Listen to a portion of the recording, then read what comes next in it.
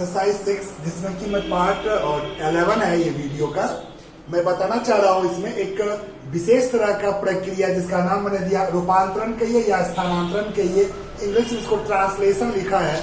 Actually इसमें होता क्या है कि mRNA जो आपने पीछे क्लास में पढ़ा था, आरएनए का रूप, आरएनए का प्रकार, mRNA खास करके mRNA पर जो उपस्थित रहती है नाइट्रोजन क्षार, वह नाइट्रोजन क्षार एमिनो एसिड का कूटलेखन करता है। एमिनो एसिड के द्वारा उसका लाइनिंग, जो एमिनो एसिड का कूटलेखन होता है, उसका एक चेन बनता है आपस में जुड़कर और वह पॉलीपेप्टाइड चेन बनाता है। क्या बनाता है?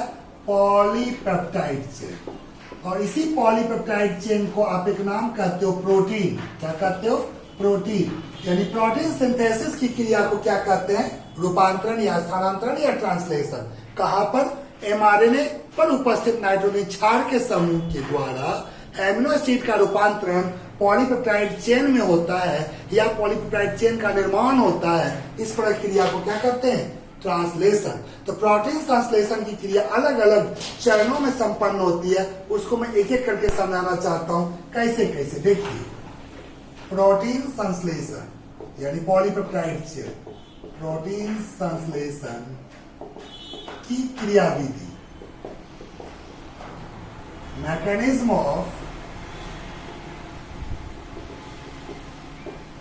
Protein synthesis.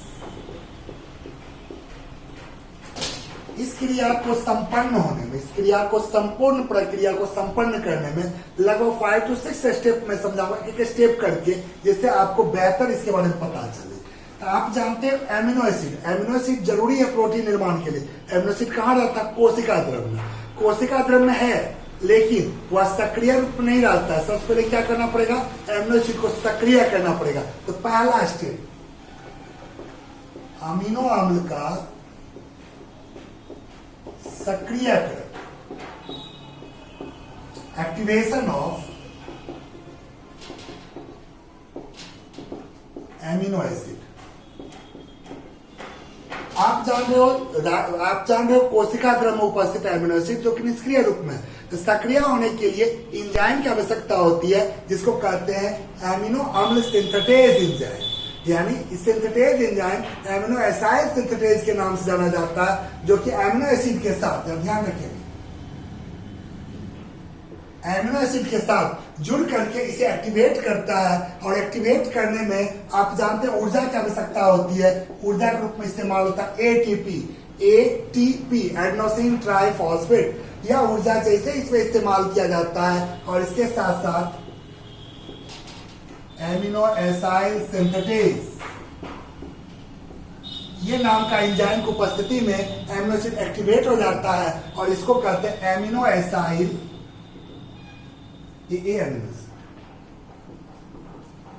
Amino aside. खास करके इसको एएनपी, 2 एटीपी जैसे इस्तेमाल हुआ, वैसे यहाँ पे ट्राइफॉस्फेट जब इस्तेमाल होता है, 2 पायरोफॉस्फेट अलग हो जाता है और एक जुड़ जाता है। तो एमिनो एसाइड एएनपी और प्लस पीपी 2 पायरोफॉस्फेट है और एक फॉस्फेट यहाँ पे मोनोफॉस्फेट, तीनों मिला करके ट्राइफॉस्फेट। इस तरह से कट करके ये एक्टिव रूप हो जाता है एमिनो एसिड का। और इस रूप से एक्टिव रूप में जैसे ही आता है, अब इसे टीआरएनए लेके जाएगा कहाँ? राइबोसोम में। स्टेप 2 ध्यान रखेंगे। फर्स्ट स्टेप में एमिनो एसिड का एक्टिवेशन हुआ और सेकेंड स्टेप की मैं बात करूंगा। जैसे ही आप देख रहे हो, फर्स्ट स्टेप में आपका एमिनो एसिड एक्टिवेट हो गया। सेकेंड स्टेट में अमीनो अम्ल का स्थानांतरण होता है, सक्रिय अमीनो अम्ल का स्थानांतरण, ट्रांसफर ऑफ एमिनो एसिड। आप पीछे क्लास में पढ़े थे, एमिनो एसिड के ट्रांसफर के लिए कौन चाहिए? टीआरएनए। टीआरएनए एमिनो एसिड को कहां ले जाएगा? राइबोसोम तक। तो सबसे पहले आप जान लो, इस तरह के जो एक्टिवेट एमिनो एसिड आपने देखा, एएमपी, यानी ये मोनोफॉस्फेट के साथ साथ एक्टिवेट रूप है एमिनो एसिड का, ये टीआरएनए के साथ जुड़ जाता है, प्लस टीआरएनए। और जैसे ही होता है, ये एएमपी अलग हो जाता है, एमिनो एसिड इसके साथ जुड़ जाता है।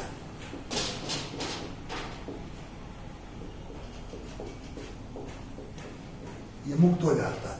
इस तरह से आप एमिनो एसिड टीआरएनए आप देख रहे हैं और ये एएमपी ऊर्जा के रूप में मुक्त हो जाता है। जैसे ये संयुक्त रूप से एमिनो एसिड टीआरएनए के साथ जुड़ा, ये कहाँ लेके जाएगा? राइबोसोम तक। राइबोसोम तक तो ले जाएगा, लेकिन उससे पहले राइबोसोम के बारे में भी जान लीजिए थोड़ा सा। तीसरा स्टेप मैं समझाता हूं आपको। मैं बता रहा था राइबोसोम तक जो जाएगा एमआरएनए मैसेज लेकर जाता है। गौर से समझेंगे, एमआरएनए का राइबोसोम से जुड़ना थर्ड स्टेप मैंने बताया। इसमें क्या देखा जाता है? जैसे ही एमआरएनए का चेन यहां देखेंगे, जैसे सपोज ये एमआरएनए का चेन है 5' to 3'। अगर यहाँ स्टार्ट करें तो आप भी जानते हो AUG, आप जानते हो, स्पष्ट बड़ा बड़ा लिख दे रहा हूं जिससे आपको समझने में आसानी होगी।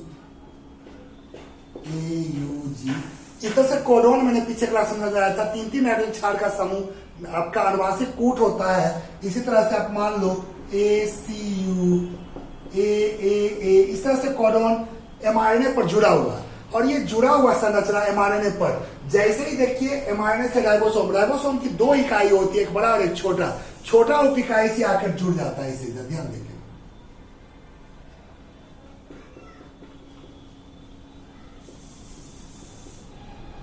छोटा उप इकाई से आकर के ये जुड़ गया। छोटा उप इकाई से राइबोसोम जुड़ा, प्रलंबन कारक में ये जुड़ करके एक इकाई समूह बनाता है। इसको कहते हैं स्मॉल यूनिट ऑफ राइबोसोम या small unit of ribosome complex, unit of ribosome. जैसे ये जुड़ा, अब यहां पर क्या होगा? टीआरएनए आएगा। जो भी आपने देखा था टीआरएनए बन चुका है, वो एमिनो एसिड को जोड़ करके रखे हुए हैं। वो जैसे ही आता है तो राइबोसोम की छोटी इकाई तो एमआरएनए जुड़ा हुआ, ये बड़ी इकाई जो यहाँ पर मैं भी बनाऊंगा उससे आकर के टीआरएनए आकर के जुड़ जाता है। क्या लेकर के? Amino acid. और वह एमिनो एसिड आएगा जिसका कोडोन किससे मैच करेगा? AUG से। अर्थात AUG जिस एमिनो एसिड को बनाएगा, याद होगा आपने पीछे क्लास 1 से कूट में पढ़ा था, AUG मिथियोनिन नामक एमिनो एसिड को बनाता है और वही प्रारंभन कारक होता है। और प्रारंभन कारक की उपस्थिति में यह राइबोसोम छोटी उप इकाई राइबोसोम की एमआरएनए से जुड़ करके आपका राइबोसोम की छोटी उप इकाई का नाम करता है। तो आइए मैं इसी पर आगे चर्चा करूं किस तरह से प्रारंभन होता है। तो स्टेप 4 में मैं समझाता हूं। ये तो थर्ड स्टेप आपने देखा, ये इकाई बन चुका है। 4th इकाई आपको मैं बता रहा था,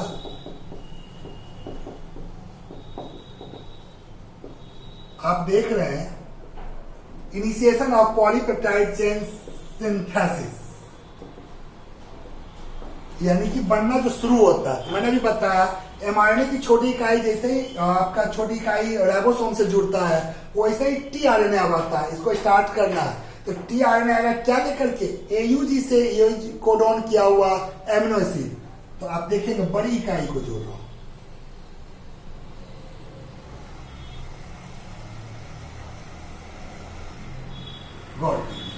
ये जैसे ही बड़ी इकाई आ गया, छोटी इकाई और बड़ी इकाई, तो बड़ी इकाई में 2 स्थल होते हैं। इसको कहते हैं डी साइट या पेप्टाइडल साइट। इसको कहते हैं A साइट, एक्सेप्टर साइट। ध्यान रखेंगे, यहाँ एक्सेप्ट होगा, यहाँ पर डोनेट करेगा, उसका भी मतलब बताऊंगा। लेकिन तो पेप्टाइडल, तो यहाँ से AUG है, यहाँ पर सबसे पहले आता है। इसके लिए प्रारंभन कोडोन लेकर के ट्रांसफर RNA, जिसका स्ट्रक्चर अगर याद हो आपके सामने मैंने बनाया था।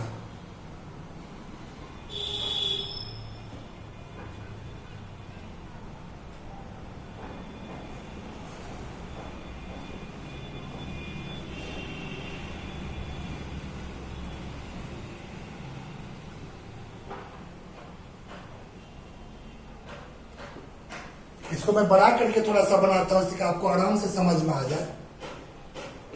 छोटा थोड़ा सा ऊपर बन गया, आप स्पष्ट रूप से देखेंगे।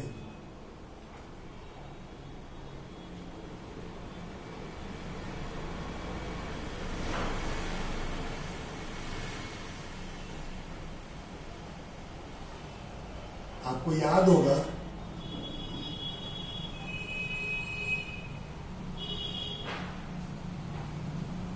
इस तरह से 3' to 5'। मैंने उल्टा कर दिया क्योंकि राइबोसोमल साइड को मैंने इधर दे दिया, एंजाइम साइड को इधर दिया। एंटीकोडोन AUG से लेके आ रहा है, यहां पर जो होगा मिथियोनिन आएगा। कौन आएगा? मिथ्योनिन, क्योंकि AUG कोडॉन किसका करता है, मिथ्योनिन अमीनो एसिड का, शॉर्ट में MET लिखा जाता है, इसको MET tRNA भी कहते हैं। आकर के कहां जुड़ गया, D साइट पर। ए साइट खाली है, ए साइट के लिए फिर दूसरा कोडॉन आएगा, वो जुड़ेगा। जैसे दूसरा जुड़ेगा तो वह एक दूसरे से जुड़ करके आगे निर्माण कर दीर्घाकरण, वही मत सपोर्ट है यहाँ पर GCU, इसका अलग अलग कोडॉन आपका है mRNA पर सजा हुआ है, उसी के हिसाब से tRNA अमीनो एसिड के लेता आएगा, अमीनो एसिड एक दूसरे से जुड़ करके पॉलीपेप्टाइड चेन का निर्माण करेगा। वो भी मैं समझाता हूं दीर्घाकरण कैसे होता है। मैं बता रहा था आपका 5वां स्टेप पॉलीपेप्टाइड चेन का दीर्घाकरण जब शुरू हुआ, अब उसकी लंबाई में वृद्धि होगी, कैसे चेन बनेगा, तो दीर्घाकरण को निम्न स्टेप में दिखाया जाता है। इसमें भी अलग अलग स्टेप करके मैं बताऊंगा स्ट्रक्चर के साथ, लगभग 3 स्टेप में। इसमें आप देखिए राइबोसोम की जो बड़ी इकाई है, बड़ी इकाई में जो ए साइट है और इसको कहते हैं डी साइट, इसी को पेप्टाइडल साइट भी कहते हैं। डी साइट है, ए साइट है, तो डी साइट पर तो आपका आ चुका है मेथ tRNA। जैसे ए साइट खाली है तो वहां पर दूसरे कोडॉन mRNA पर दूसरा कोडॉन ACU है। ACU अगर आप चार्ट में जाकर देखिए, या आपको याद हो कल बनाया था, उसमें आपने देखा होगा ACU थ्रियोनिन को बनाता है, इसको आप कहेंगे THR-tRNA। थ्रियोनिन अमीनो एसिड को लेकर के आता है। जब 2 अमीनो एसिड आ गया, दोनों कंबाइंड होगा, तो इसमें क्या पहला स्टेप में मैं बताऊं तो जो राइबोसोम की बड़ी इकाई है, राइबोसोम की बड़ी इकाई से कौन जुड़ रहा है, अटैचमेंट, किसका अटैचमेंट हो रहा है, attachment of tRNA, aminoacyl tRNA, attachment of tRNA at A site of ribosome. यानी पहला आपने इसमें देखा कि जब दूसरा कोडॉन के साथ दूसरा एमिनो एसिड आ रहा है, वह ए साइट पर आकर के जुड़ रहा है, तो 2 एमिनो एसिड आ चुका। अब जब दोनों आ चुका, दोनों कैसे बंधन बनेगा, वह दूसरे स्टेप ए नंबर। अब बी नंबर में अगर बताऊं तो दूसरा कैसा पेप्टाइड बॉन्ड का निर्माण होगा, पेप्टाइड बंधन का निर्माण, दूसरा स्टेप। ये सब स्टेप किसमें बता रहा हूं, दीर्घाकरण, elongation, formation of peptide bond. समझने वाली बात है, इसको मैं अच्छा समझाना चाहता हूं पेप्टाइड बॉन्ड का निर्माण कैसे होता है। आइए मैं आपको बताऊं पेप्टाइड बॉन्ड कैसे बनता है, तो केमिस्ट्री का है, उसको मैं समझा दूं। तो आप जानते हैं एमिनो एसिड, 2 एमिनो एसिड को जोड़ रहा हूं, एक एमिनो एसिड, यहां गौर करें, एक सिंपल एमिनो एसिड का सरल सूत्र मैंने, संरचना मैंने बनाया, जिसमें एमिनो ग्रुप है, एक कार्बन पर आपका एल्काइल ग्रुप है, एक कार्बन पर आपका उसी कार्बन पर हाइड्रोजन परमाणु है, और लास्ट में आपका कार्बोक्सिलिक ग्रुप है।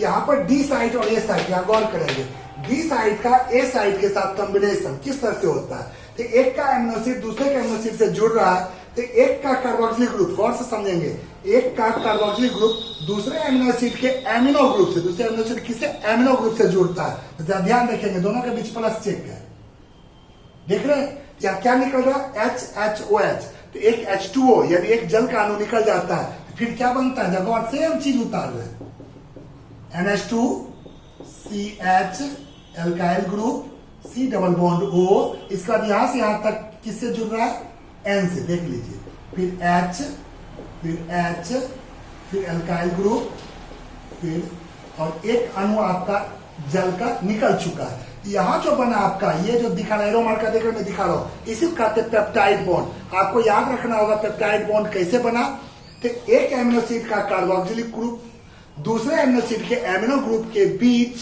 संलयन के फलस्वरूप जब बॉन्ड बनता है, उस बॉन्ड को क्या कहते हैं, पेप्टाइड बॉन्ड। इस तरह जैसे ही बना, इसको कहते हैं एक पेप्टाइड बॉन्ड के साथ 2 एमिनो एसिड बना और ये डाइपेप्टाइड बन चुका। ऐसा ही फिर तीसरा आएगा, फिर जुड़ जाएगा, फिर चौथा आएगा, फिर जुड़ जाएगा, ऐसे जुड़ता जाएगा और चेन एक लंबा बनेगा, जिसको कहते हैं पॉलीपेप्टाइड चेन।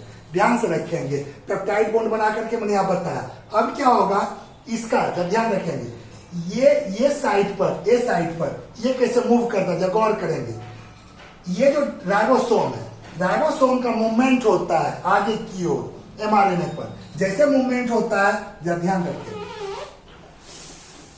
आपके सामने बनाकर दिखा रहा हूं मूवमेंट कैसे होगा।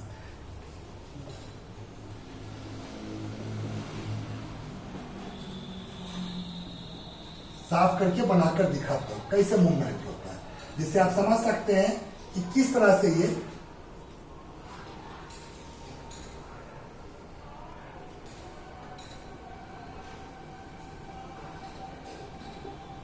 अब आप समझ रहे हैं। जो ए साइड पर था वो कहां गया, डी साइड पर। डी साइड पर जैसे ही आया, यहां पर मिथियोनिन प्लस थ्रियोनिन ये दोनों जुड़ चुका है, दोनों अमीनो एसिड। अब इस पर जो आएगा ए पर, वह फिर इससे जुड़ जाएगा, जुड़ता हुआ चेन बनना शुरू हो जाएगा। धीरे धीरे राइबोसोम आगे की ओर खिसकता जाता है और आपका पॉलीपेप्टाइड चेन लंबा होता जाता है। इस तरह से दीर्घाकरण की क्रिया जैसे समाप्त होती है, उसका समापन का क्रिया होता है, उसको मैं समझाता हूं। पॉलीपेप्टाइड श्रृंखला का अंतिम जो स्टेप है वहां पर मैंने लिखा समापन। आप जानते हैं एमआरएनए के अंतिम छोर पर कोई चीज मैंने बताया था, यूएए या यूएजी या यूजीए। इन तीनों के बारे में आपको याद होगा। आप इसके बगल में स्टॉप लिखा था, समापन कूट होता है या एमआरएनए के अंतिम छोर पर उपस्थित रहता है। अगर इनमें से कोई भी जैसे श्रृंखला बन रहा हो इस जगह पहुंचता है, वहां पर बनना बंद हो जाता है। क्यों? क्योंकि इन तीनों में से किसी भी प्रकार का कूटलेखन नहीं होता, कोई भी अमीनो एसिड का कूटलेखन इनके द्वारा नहीं होता। इसलिए समापन कूट के आते के साथ श्रृंखला क्या होता है, समापन होता है। विमोचन कारक इनके साथ जुड़ करके समापन समूह बनाता है और धीरे धीरे यह क्रिया समाप्त होती है, पॉलीपेप्टाइड चेन बनकर कंप्लीट हो जाता है। इसके बाद एक छोटा सा टॉपिक और बता दूं, आइए मैं बात करूं। 2 साल एक बिडल और एक टेटन साहब 1940 में एक कवक जिसका नाम था न्यूरोस्पोरा, एक कवक फंजाई, न्यूरोस्पोरा पर इन्होंने प्रयोग करके एक साबित किया। इन्होंने क्या सर्च किया, कोई एक इंजाइम बन रहा था और वह इंजाइम बन रहा था जब उसका संश्लेषण के लिए जिम्मेदार जीन था। इन्होंने क्या कर दिया, 1 जीन 1 इंजाइम, इन्होंने एक हाइपोथेसिस दिया, 1 जीन 1 इंजाइम, यानी एक इंजाइम के कूटलेखन के लिए जिम्मेदार कौन है, एक जीन।